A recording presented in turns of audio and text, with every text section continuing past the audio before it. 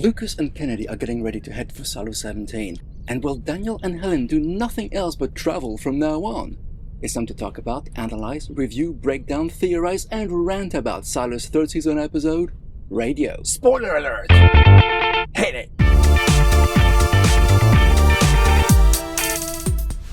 Okay, let's do this. We start with Lukas and Kennedy being summoned by Jules. They have no idea why, but it doesn't take them long to find out. As we learned last time, their mission is to go to Silo 17 and rescue the kids there, coupled with a secondary mission to locate the pipe Jimmy had told Jules about. The pipe, which releases the safeguard. But Kennedy's not up for that plan. He knows Jules needs 2 people in case one of them doesn't make it, but he has a counter-offer. He'll make sure Lukas gets to 17 safely, and then he can go wherever he wants. Jules accepts the compromise, knowing full well there's nowhere else to go. One thing, though, the guard who was kind to Jules and who let her wander around the silo without an escort was the one who brought those 2 to Jules now, and he heard all of that, so he's in on it too? It would seem so. Well, just how big is this conspiracy anyway? It's, growing? Well, anyway, Sims asked to see Jules via a porter message, so off she goes to see him. Well, it's like they're best buds now. More like the enemy of my enemy is my friend. This is actually serious. He figured out that the forget-me drug is already in the water supply, and according to Bernard, the effects will begin immediately. But it's been hours already. Which is why Sims tell her to drink milk, juice, wine, anything but the water from the tap. Well, that's suddenly gonna make things so much more difficult. She better spread that info to the other members of her growing group of conspirators. Like Kathleen, Sandy, and Danny? Why, all of them? Well, Jules needs Danny to switch off the camera feed to the cafeteria so no one will see Lukas and Kennedy go out. And as for the other 2, well, they were there when whoever went to look for Danny told him to come and see Jules, so they just tagged along for the ride. The more the merrier, eh? So she tells them the partial truth about rescuing the kids. The less they know. If you ask me, they already know too damn much. Oh, it's okay. If they don't know about the water and no one tells them, they'll forget soon enough. Kennedy doesn't look as keen to go out as I would have expected him to. He's like the cat who finally got the canary and he doesn't know what to do with it. I mean, yes, he wanted to go out and painted signs and everything, but what if he's wrong? Kinda like a flat earther about to be confronted with irrefutable evidence. And suddenly, Jules bursts in, telling them to forget about Dawn. They need to go right now. Danny turns off the feed. They put on their gear. Oh, and there's another thing. Walker placed the radio in Lucas's suit so they can hear each other. And they've even got codes to discuss what they're doing in case someone else monitors whichever frequency Walker chose for this mission. What about Kennedy? Would you want to hear Kennedy yapping on all the time? Oh yeah, good point. But wait a second. How are they going to make it back? The airlock fills with fire when they get back, remember? I'm wondering about that too. Maybe Danny will figure out a way to disable that as well? Maybe they'll make it. Maybe Kennedy won't freak out. Maybe the radio will work. Maybe they'll find the pipe and rescue the kids. Maybe they'll be able to get back and not burn to death. There's a lot of maybes attached to this mission. Well, I hope they're using the good tape. And I don't see them take any extra suits. How are they going to bring back the kids exactly? Jules spent the whole of Season 2 looking for a spare suit. Silo 17's not flush with those. It's a perfect plan, aside from one tiny flaw. So, they're out, and Lukas sees the stars for the first time in his life directly with his own eyes, and he's amazed.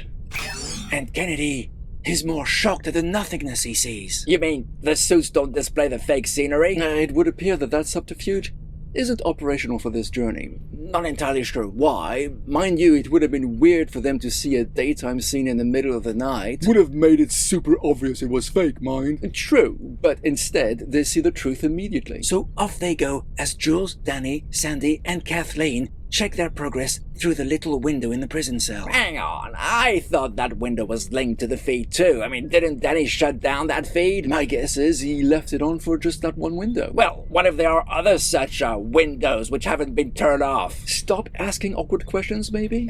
Fine, but you know what I'll do instead. So they reach the limits of Silo 18 and head for the other one, all while Lukas periodically talks to Walker. In code? Well, in code, obviously, and they come across all the bodies. What a horrific sight it must be, and I bet it's way worse at night. Everything's always worse at night. Meanwhile, Camille's awoken by the red light of the vault's key. Uh-oh. Well, never mind that. Kennedy and Lucas hear a weird buzzing sound and they have no idea what it is. Yeah, but we do. That sounds like those annoying noises that come from flying drones. Oh no! We hear gunshots through the radio, Lucas screaming, "Run, run!" And then nothing. No, silos have defenses now. Well, they're likely dispatched from Silo 1 or whoever controls this giant experiment. Defenses no one thought to use when Jules went out beyond the ridge. I'm guessing they weren't ready for Jules surviving? Oh, come on, Commander. If they had armed drones in their arsenal, they would have dispatched them the moment Jules disappeared from view when she went out to clean. I mean, it's pretty dramatic what happened to Lukas and Kennedy, but it raises awkward questions. It's a different situation, McCluck. They never expected Jules to enter Silo 17 and manage to come back. And before you get too pissed off, shall we see if they survive first? We don't have to wait long for that, guys. As soon as Camille enters the vault, the voice tells her Lucas and Kennedy have been neutralized. AIs tend to not mess about. We're told to do things, so we do it. No matter the consequences or the cost, right?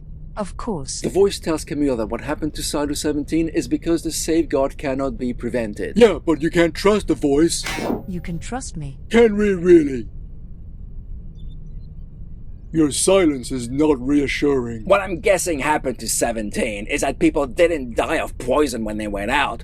They were all shot and killed. But that's not what the safeguard does. It's poison, right? Well, maybe there's multiple safeguards. So, Kennedy and Lucas are dead? Well, we have to assume so.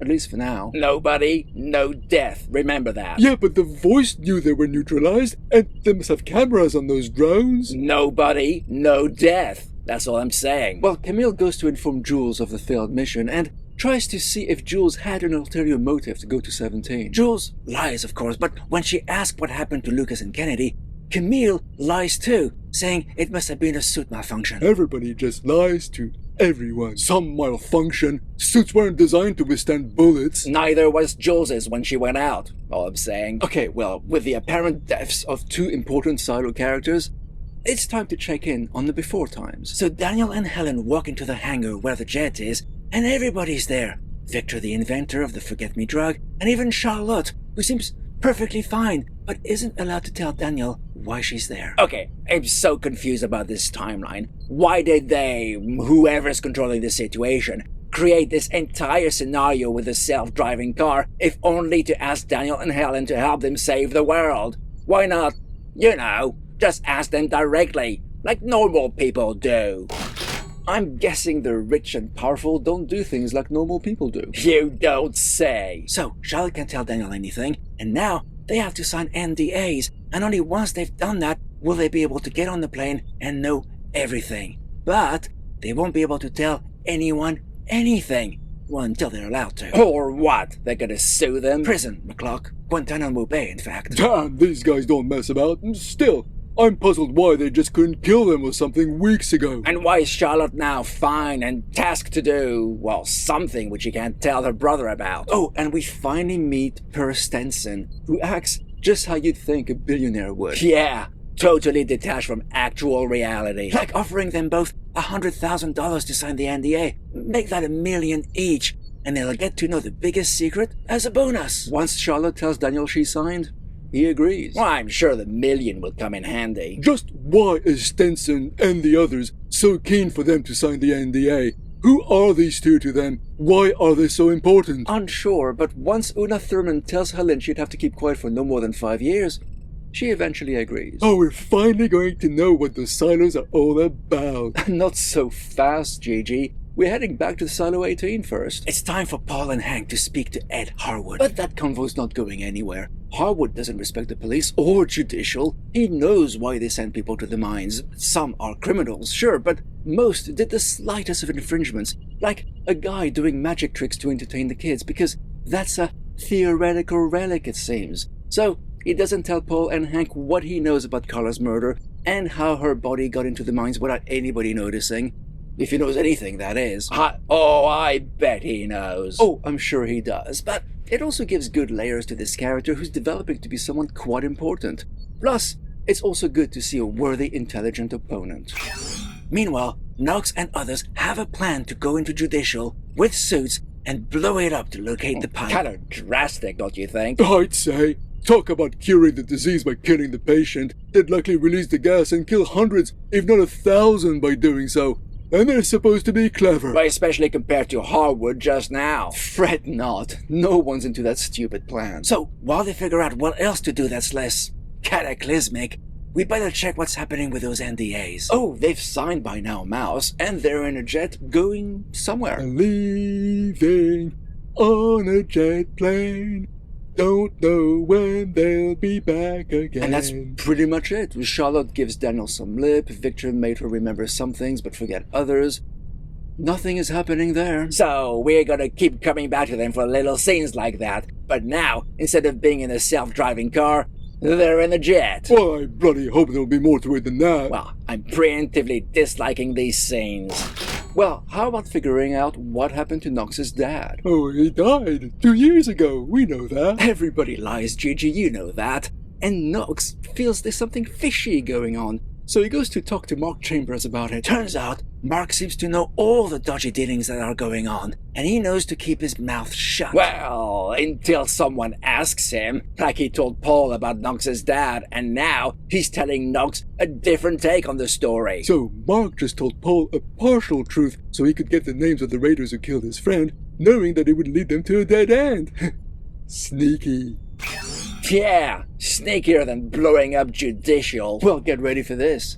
Mark tells him Knox's dad didn't die. Called it. It turns out he built something for Howard in exchange for disappearing the next time some poor sod died in the mines. So he took that guy's identity? As simple as that? It looks like you can do lots of magic in the mines. And while that's happening, Bernard asks the woman who deals with clandestine relic acquisitions to locate the mission diary. Another mission! Speaking of missions, on the jet, Helen speaks to the old guy who tells her about himself, how he was in military intelligence, started a business, went through hard times, became a chauffeur for the senator, and now protects her and her daughter. That's it? Well, pretty much. Bloody hell, if only I could dislike these scenes anymore. So back in the silo, Bernard introduces Julia to Gloria Hildebrand, a lady she did meet all the way back in season 1, who knew about relics and all that, but was made to forget by Bernard and Sims. Bernard explains that back in the day, he and Sims would hunt down relics and the Flame Keepers. George's mom was one of those. Bernard tells Jules that one of the biggest relics was a spiral-bound notepad heads of IT had been looking for 300 years. So, no biggie then. Don't you just hate it when you misplace something? That notepad was never found, but Bernard was also looking for the mission diary, which is what Gloria has in her hands. Mission was the name of a porter, and he wrote a diary of what happened during the last rebellion. The final entry is his terror at forgetting. He doesn't know what's going on, but he forgets more and more, like the scars and wounds on his body. How did they get there? He's got no idea. Bernard tells Jules that around 2,000 people died because of the horror of people forgetting everything, even who they are themselves. So he suggests that wouldn't killing 1,000 people by blowing up Judicial be better than 2? Bernard's giving us their needs of the many shit. But what if blowing up Judicial just kills everyone? They don't even know what the gas does. I still don't understand why Sims can't do a little digging himself. He's head of Judicial after all. And back on the jet, Charlotte chats with the congressman's daughter, and Daniel with Victor chatting about how well his drug works, because he tested it on himself to forget about the tragedy of his family dying in that road accident. Yet he remembers since he's talking about it. I think maybe he remembers the facts but not the emotional trauma. Well, I don't know how things work. Do you? Not a clue. Well, we'll just leave it at that for now. They're just repeating the exact same play as last time with those guys, except now there's more people to chat about nothing in particular. Pretty much. Okay, so let's check back in the silo then. Camille and Sims are getting their kid ready for a school portrait. Then, as Camille leaves, Sandy pops in, asking Sims for some passes to Judicial. I still don't get why Sims can't look around Judicial himself. Guess it would be too easy or something? I don't know. So now Sandy needs to find a school jacket for reasons. My guess is Sims will put the passes in his kid's jacket and swap jackets with Sandy at some point. Which is exactly what happens. I'm impressed with Sandy going up and down 100 levels like it was nothing. Oh, she must have the heart of an ox. And the jet finally lands. Next part of the trip is by helicopter. Stanson tells Daniel and Helen that he acquired the land of 42 farmers, and he gave them enough money to look after their grandchildren's grandchildren for that land. Don't you just hate the arrogance of billionaires who think they can do anything since they have unlimited wealth? Well, there's actually a twist for you. He was working to genetically create a unicorn, but stopped when another billionaire wanted to buy it when it was done so he could hunt it. So Stenson stopped the program. See, he's just like us. He hates billionaires. Yeah, great, whatever. You know what's annoying about all this? We know they're heading for the silos. We've known since the very beginning of the season. So why the cloak and dagger? It really feels like they're dragging the story to reach the most obvious ending in the most tedious way. So back in the silo, a group of saboteurs got themselves the passes they need and are getting ready to do whatever they're gonna do. But it turns out, Camille needs to go to Judicial and needs Sims to come along as well. At the same time? Well, pretty much, yeah. Looks like the head of IT never sleeps. So the bomb squad need to know if they should still proceed now that these two are in Judicial right now. It's a tough call, but Juliet gives them the go-ahead. So they get through The passes work. and start planting bombs and putting on their outside suits should the poison be accidentally released. This is a tense moment, but Walker does keep tabs on them via the radio. And that's when Kennedy reaches out. What? Nobody, no death, Gigi. This should be our mantra. Well, it's definitely yours. Damn right it is. And you do well to adopt it too. So he made it to 17, and the kids are alright. But how did he escape the drones? That's a mystery for another time, Doc. But what about the bombs in Judicial? Exactly! Walker contacts them and tells them to stop. It's insanely tense at the moment, but they stop all the timers with seconds to spare. Well, about that, they were still working in the corridor where the bombs were, a mere 7 seconds before they were due to blow. Didn't they think the blast would affect them? Gotta keep a tight timer, Doc, even if it makes no sense at all. Now that the crisis is over, we catch up with Camille and Sims, who talk in a cell where Amy the nurse is, because Camille wants to know what's going on. Oh, I was wondering what had happened to that nurse. So they're gonna chat about this in front of a witness. Camille's got no qualms killing her if necessary. Damn, Mouse. She's probably at a level of desperation few ever reach, McCluck. I'm surprised there are no cameras in the cells. I mean, they have cameras everywhere, in every apartment, but they offer prisoners an unprecedented level of privacy. Huh. Weird, eh? Insanely weird, Doc. And as we near the end of this chapter, the helicopter reaches its destination, and we see a very big drilling. Which no one watching the show was surprised by, like, at all. Still, it was nice to finally see one of those giant drilling machines in action. So, this chapter leaves us with a heck of a lot of questions. How did Kennedy survive? Is Lucas alive too? Why didn't he say anything through the radio until seconds before the bombs went off? What was Knox's dad building for Harwood? Where is he now? Will we ever find that mythical spiral-bound notebook? How stressful must it be to decide to kill 1,000 people for the sake of the entire silo? That last one I'm not too sure about. I mean, blowing up Judicial is absolutely insane, and having the team who planted the bombs be so close to the detonation, even more so.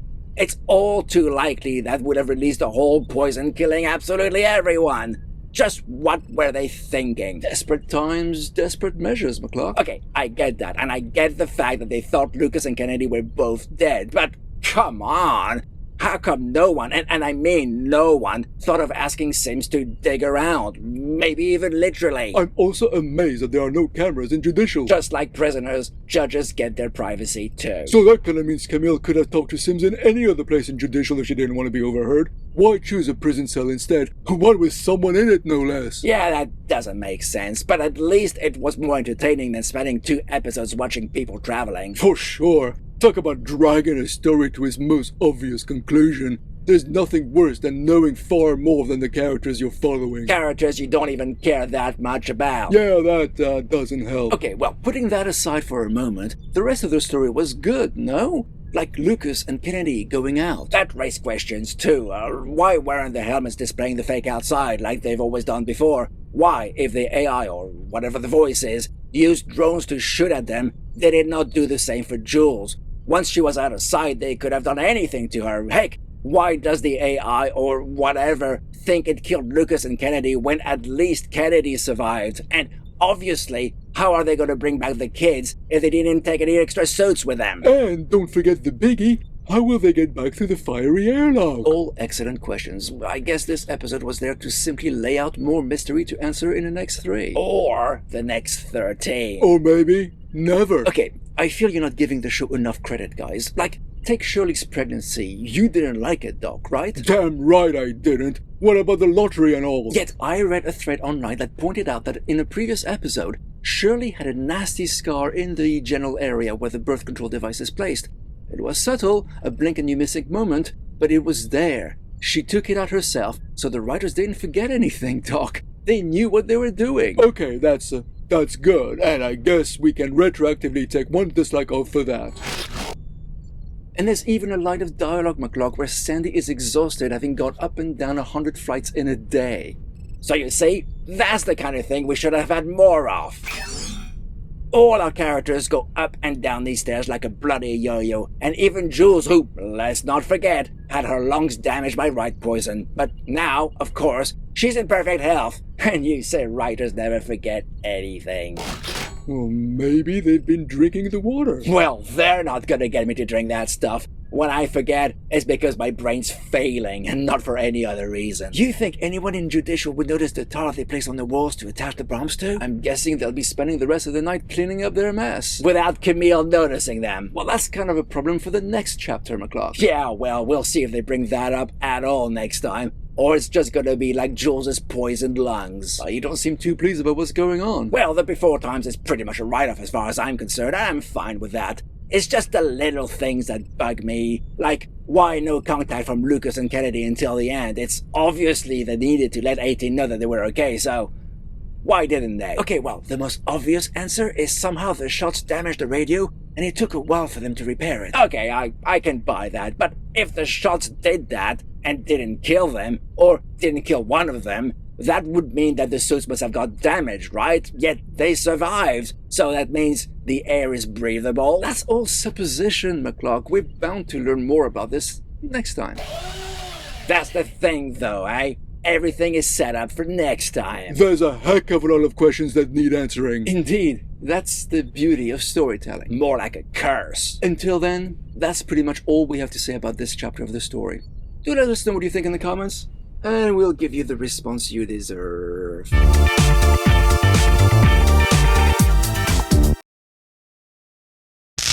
Stop asking awkward. So why the cloak and dagger? It really feels like they're dragging the story to reach the most obvious ending, the most... yeah. Bernard introduces Julia to Gloria Hildebrand.